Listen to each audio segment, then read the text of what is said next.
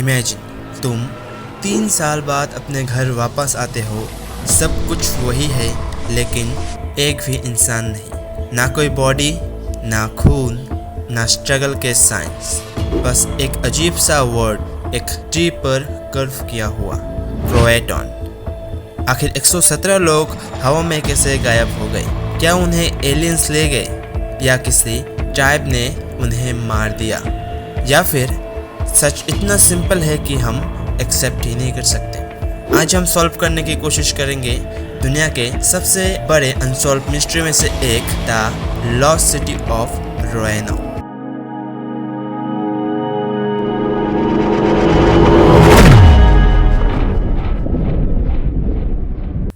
Sixteenth century England और Spain दुनिया पर राज करने की रेस में थे।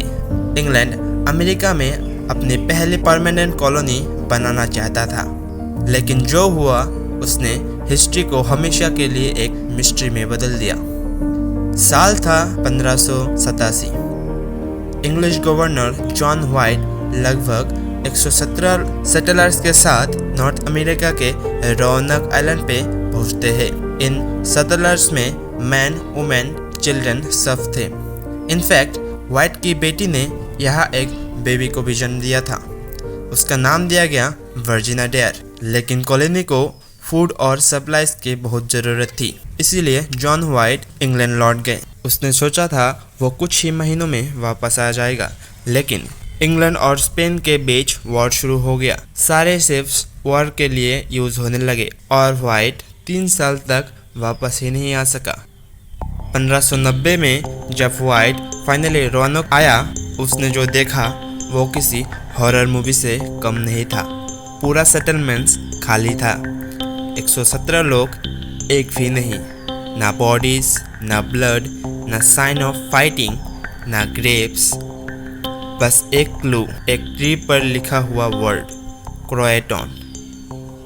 व्हाइट ने पहले ही सेटलर्स को बोला था, अगर तुम लोग किसी डेंजर में कॉलोनी छोड़ोगे तो एक क्रॉस बनाना, लेकिन कहीं भी क्रॉस नहीं था। मतलब शायद वो अपनी मर्जी से गए थे, लेकिन कहाँ और क्यों?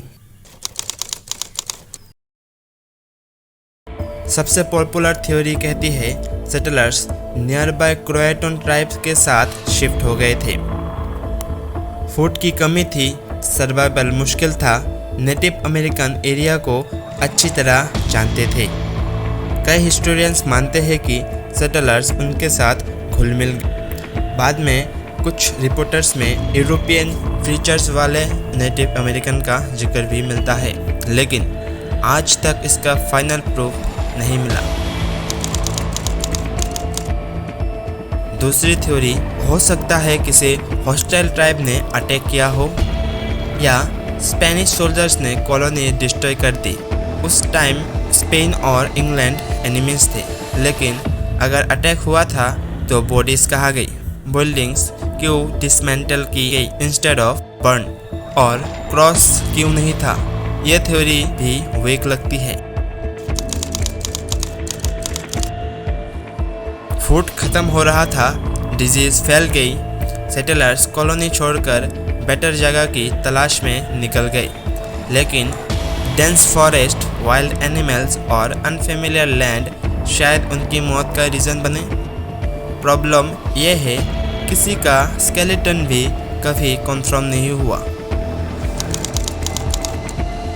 आर्कियोलॉजिस्ट बिलीव करते हैं कॉलोनी एक्चुअली दूसरी जगह मूव हो गई हो। कुछ एक्सकेवेशन में इंग्लिश पोएट्री और टूल्स मिले हैं जो सजेस्ट करते हैं कि कुछ सेटलर्स सर्वाइव किए हो, लेकिन कंप्लीट एविडेंस अभी भी मिसिंग है। और अभी आती है इंटरनेट की favourite theories, aliens, time travel, paranormal curses, ancient portals.